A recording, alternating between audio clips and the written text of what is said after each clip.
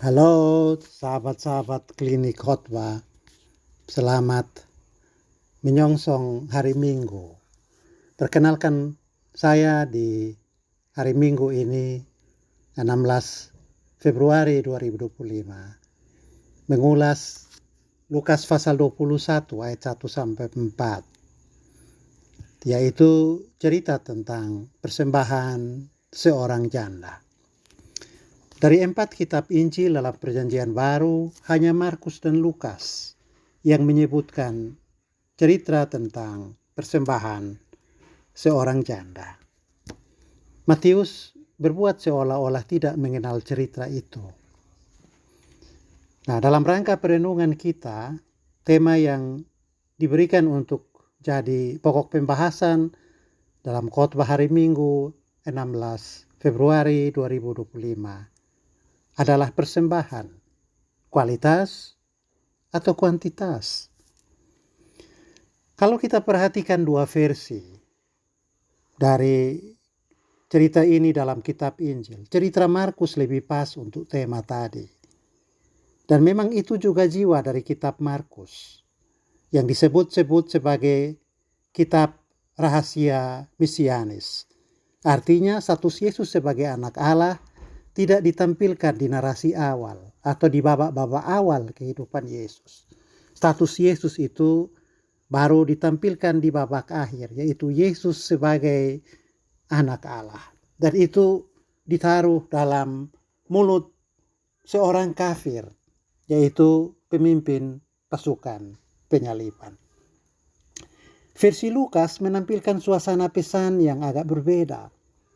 Versi Lukas lebih mengarahkan perhatian kepada pentingnya pelayanan kepada orang miskin. Artinya Lukas tidak mempersoalkan apakah persembahan itu masalah kualitas atau kuantitas. Tapi Lukas memberi perhatian pada pentingnya, perlunya pelayanan kepada orang-orang yang hidup dalam kesulitan nyata secara ekonomi. Dan ini juga hakikat kitab Lukas.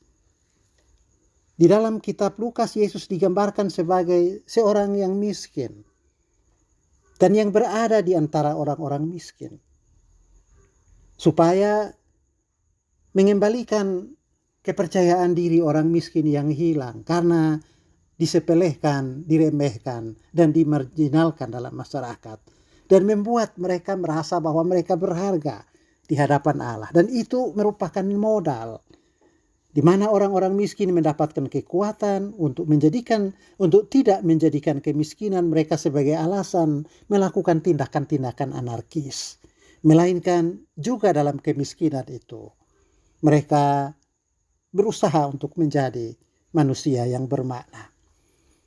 Bapak-bapak, ibu-ibu bisa ingat kan apa yang menjadi keprihatinan belakangan ini, baru-baru ini, ketika pemerintah melakukan pembatasan penjualan gas LPG 3 kg.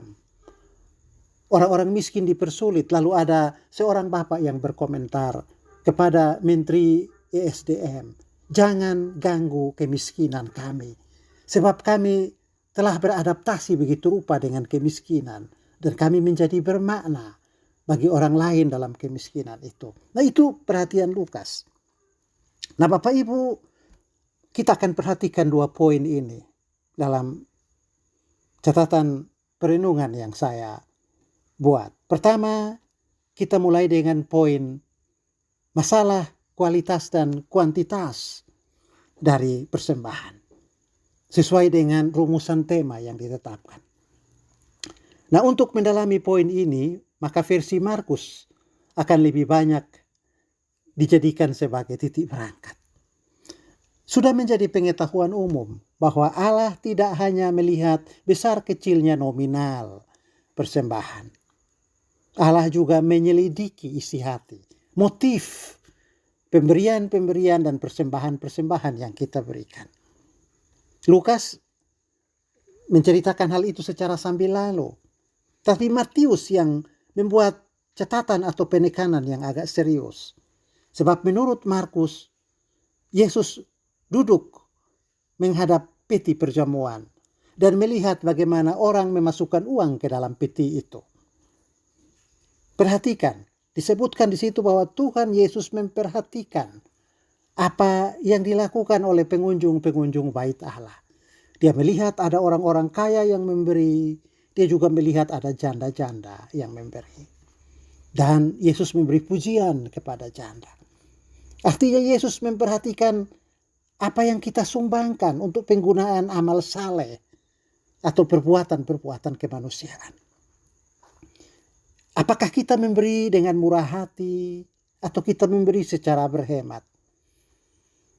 Yesus juga melihat apakah kita melakukan perbuatan-perbuatan kebaikan itu dengan hati yang gembira, dengan rasa syukur, atau justru ada rasa enggan, bahkan juga mungkin niat buruk. Tuhan melihat. Itu yang ditekankan oleh Markus. Tuhan melihat bukan hanya apa yang nampak dari luar, jumlah besarnya, mentereng dan populernya pemberian itu. Dia juga memperhatikan apa yang ada di dalam hati si pemberi. Yesus mengamati prinsip-prinsip apa yang kita lakukan dalam pelayanan kepada kemanusiaan atau melakukan perbuatan-perbuatan baik. Yesus melihat apakah pandangan kita dalam memberi sedekah dan apakah kita melakukannya. Pemberian-pemberian itu seperti untuk Tuhan atau kita justru melakukan itu sekedar hanya untuk dilihat orang. Bapak Ibu Saudara-saudara, saya merasa ruang perenungan batin saya digaruk-garuk atau terganggu setelah beberapa kali membaca teks Lukas 21 ayat 1 sampai 4 dan juga Markus, yaitu tentang persembahan janda yang miskin. Yang membuat gelisah bukan pertama-tama pada pujian Yesus yang diberikan kepada janda yang miskin itu. Saya gelisah karena keputusan atau kerelaan si janda menyerahkan uang 2 peser di dalam kotak persembahan. Uang 2 peser itu adalah seluruh kekayaan yang si janda miliki hari itu. Itu biaya hidup 1 hari. Dan dia mau berikan itu. Artinya dia tidak punya apa-apa lagi untuk dipakai hari itu. Dan mungkin besok dia harus berhutang untuk bisa membeli makanan dan minuman. Ini satu perbuatan yang luar biasa, penuh risiko dilakukan oleh si janda. Pertanyaannya, mengapa si janda berani melakukan akrobatik iman seperti itu?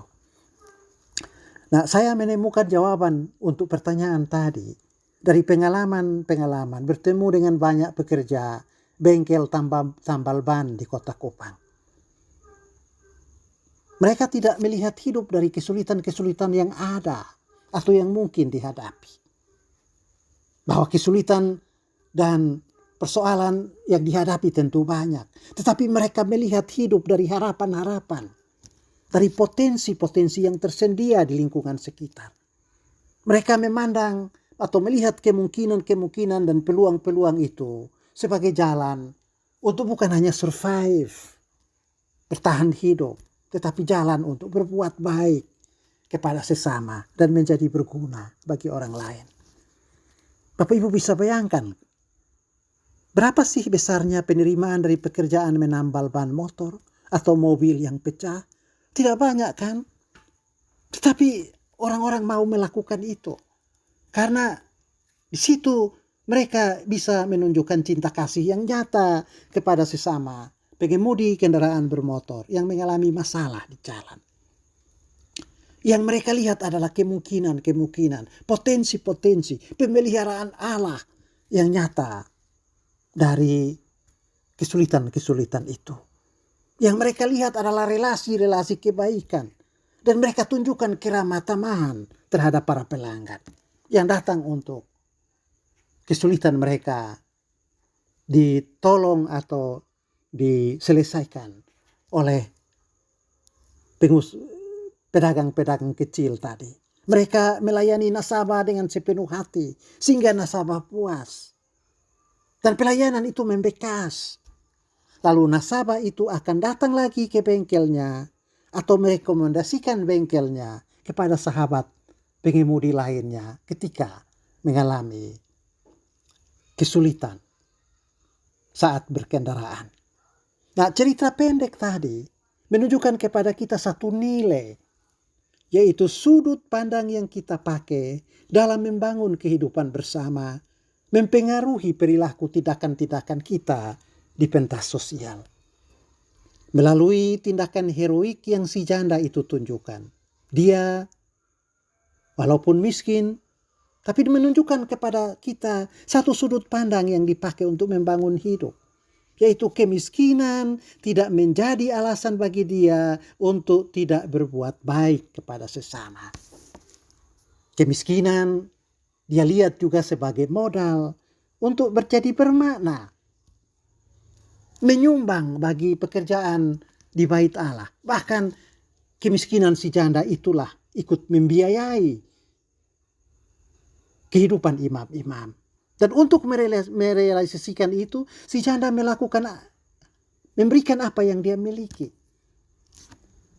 Padanya ada uang 2 peser dan dia merelakan uang itu bagi kebaikan bersama untuk membiayai ongkos beribadatan di bait Allah, bahkan untuk dijadikan sebagai jaminan kesejahteraan hidup bagi para imam. Ini adalah kontribusi si janda bagi kehidupan bersama yang lebih baik. Kemiskinan tidak dia jadikan alasan untuk tidak berbuat baik kepada sesama. Persembahan janda itu sebesar 2 peser. Kalau dikonversi 2 peser itu sama dengan 3.000 rupiah. Itu saya cek di Google. Nilai persembahan sebesar itu jelas tidak menarik untuk didiskusikan dan bahkan orang kadang-kadang meremehkannya. Bahkan mungkin ada orang yang sinis berkata itu tidak berarti. Tetapi bagi si janda miskin itu, persembahan itu sangat berarti. Karena dia melakukan itu dengan harapan-harapan. Bukan berangkat dari ketakutan atau kekhawatiran. Janda itu percaya bahwa esok akan ada berkatnya, juga akan ada kekhawatirannya. Oleh sebab itu, dia mulai dengan aksi nyata. Dia memberi 2 peser. Artinya menyerahkan semua kekhawatiran itu, agar kekhawatiran itu tidak memberatkan hidupnya. Dan janda itu mulai dengan aksi 1 ons kebaikan. Dia tidak menunggu agar memiliki 10 ton barulah bertindak. Dia mulai dengan segenggam aksi yang bisa dia lakukan. Aristoteles, filsuf Yunani yang terkemuka, mengatakan apa yang hampir sama dengan apa yang dikatakan Yesus dalam cerita kepada janda itu. Aristoteles katakan, lebih baik 1 ons aksi kebaikan dibanding 1000 ton teori tentang kebaikan. Janda itu bersaksi dengan 2 peser duit yang dia miliki. Ini tidak berarti aksinya nihil teori. Teorinya sudah ada, yaitu dia melihat hidup dari kemungkinan-kemungkinan dan tidak takut menghadapi kesulitan-kesulitan. Karena dia percaya akan pemeliharaan Tuhan. Karena dia mau bergantung kepada kasih karunia dari Allah. Inilah yang membuat aksinya mendapat pujian dari Yesus.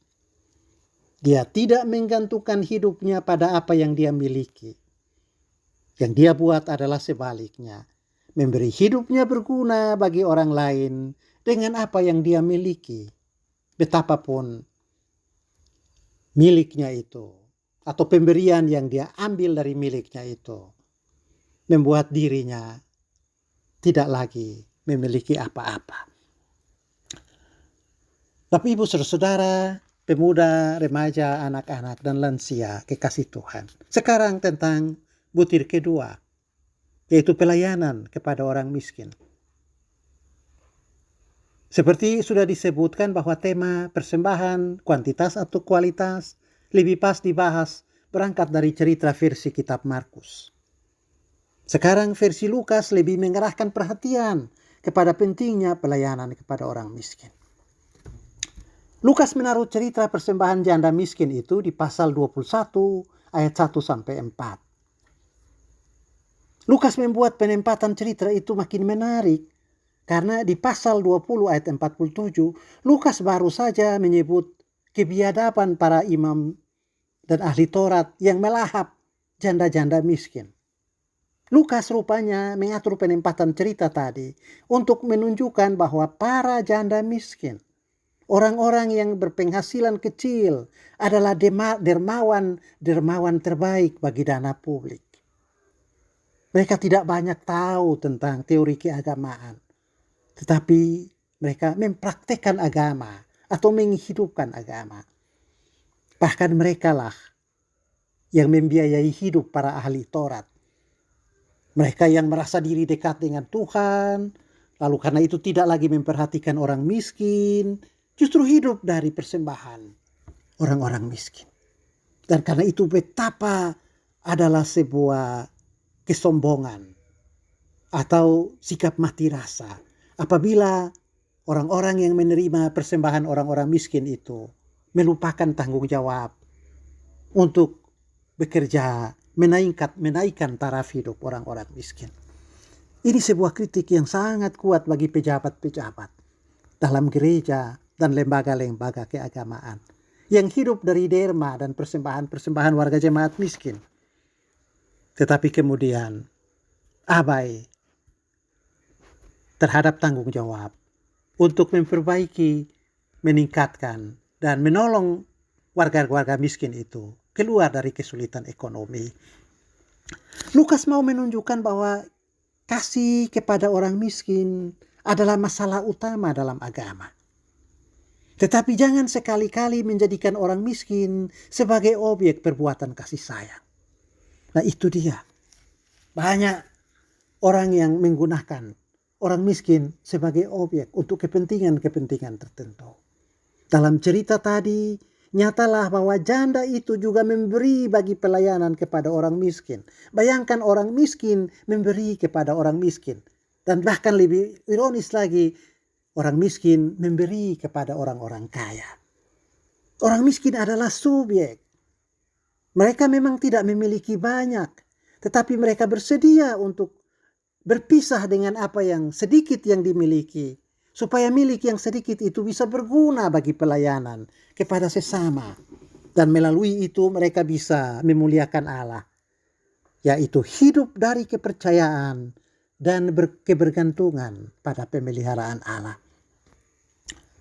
Bapak Ibu Saudara, banyak masalah sosial, politik, pendidikan, kesehatan dan seterusnya dalam masyarakat kita sebenarnya bersumber pada poin ini, yakni ketidaksanggupan manusia untuk berpisah dari apa yang dimilikinya supaya bisa hidup dari kebergantungan akan pemeliharaan Allah.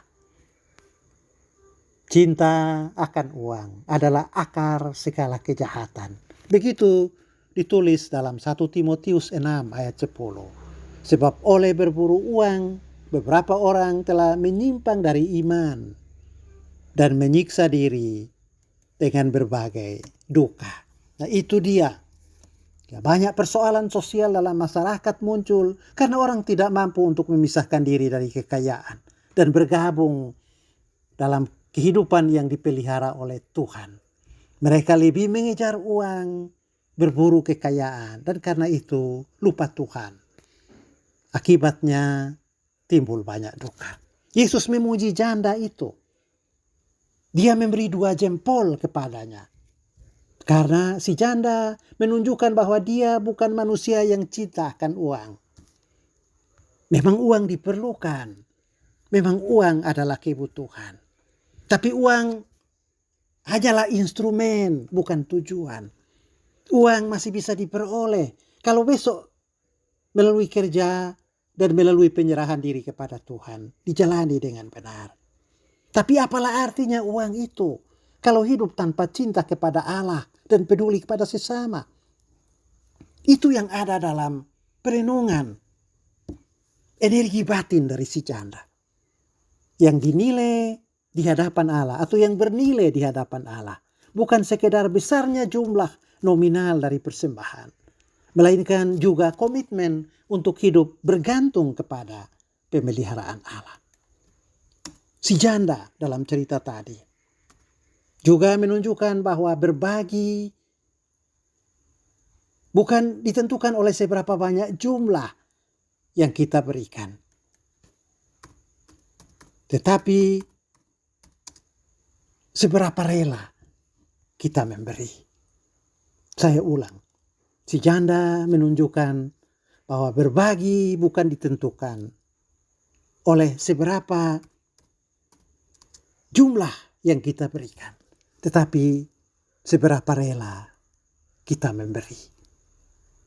Bahwa Yesus Kristus memperhatikan kita, mengamati apa yang kita beri kepada orang miskin, dan apa yang kita sumbangkan untuk pekerjaan kesalehan dan kasih adalah satu pesan yang indah dari kitab Lukas. Yesus melihat persembahan orang kaya. Yesus juga memperhatikan persembahan seorang janda miskin. Kristus tidak menyampaikan khotbah yang hanya fokus ke atas, hanya menjanjikan upaya berupa sorga kepada orang-orang percaya. Dia meminta murid-murid untuk aktif bekerja bersama orang miskin dalam semangat kekudusan, supaya kehidupan di bumi menjadi cermin bagi kehidupan di sorga, dari kehidupan di sorga. Dan itu yang harus menjadi energi batin, menghidupkan pelayanan, tetapi juga persembahan dari anak-anak Tuhan. Selamat merayakan hari Minggu. Tuhan memberkati kita semua.